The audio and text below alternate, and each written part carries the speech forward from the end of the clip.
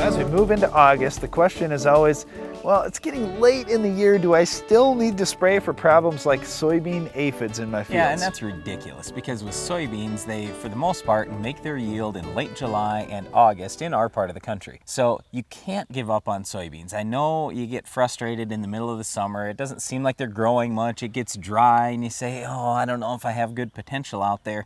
I might only have 30 bushel beans. I don't think it's worth saving.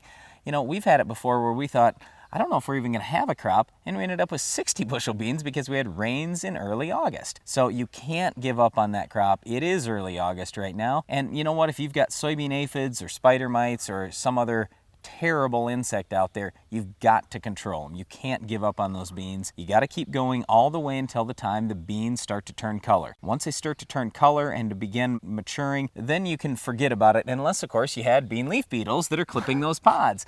My point is, you can't give up on soybeans at all. You got to wait until they're in the combine, then you know you've got the beans. They're a plant that's so at risk to all these different insects. Well, the neat thing about soybeans is that they're very adaptable to the season. So as the season goes along in our part of the country, soybeans will continue flowering up until the point where you've got full pods with great big beans in them. They're still putting some more flowers on, trying to get more yield. It all depends on what happens later in the season, and right now there's nobody out there that can predict what's going to happen 2 and 3 weeks from now. And let me tell you, if you get favorable weather then, it's still going to put more yield out in your field. So you cannot have that stress of having insects feeding on the plant. Now, the question gets to be, as we get later in the season, does that threshold change? Does it take more aphids per plant to justify treatment? What's going on late in the season? Well, many studies have shown that later in the season, you should probably have a higher number of aphids before you can justify treating. Whether that's right or wrong, it's really hard to say because, you know, aphids have only been in our country for about 10 years or so, so we don't have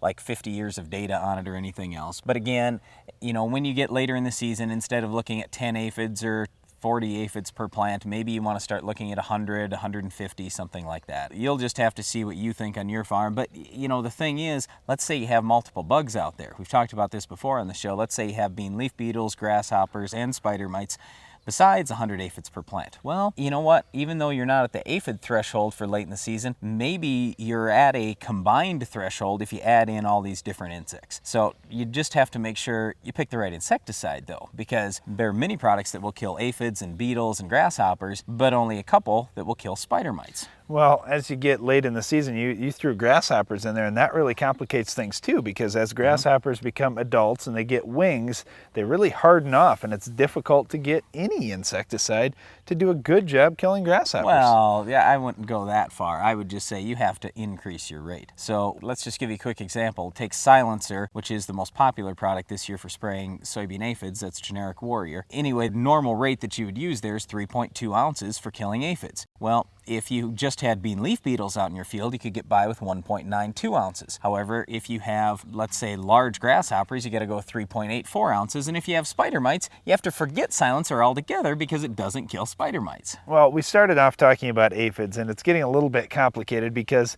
aphids aren't the only insect pests that you've got in your field. So you do need to do some scouting late in the season, at least once a week out in your fields to see what's happening, what kind of insect pressure there is, and if there's some different insects like spider mites, for example, you may have to switch up to something like Lorsban or a generic version of Capture or Hero, some of those products that can actually kill spider mites as well as the other bugs. Well, just be sure that that Capture you're talking about, or generic Capture, is actually labeled, because up until this year, Capture was never labeled in soybeans. Back years ago, before my hair was all gray, I used to work for FMC.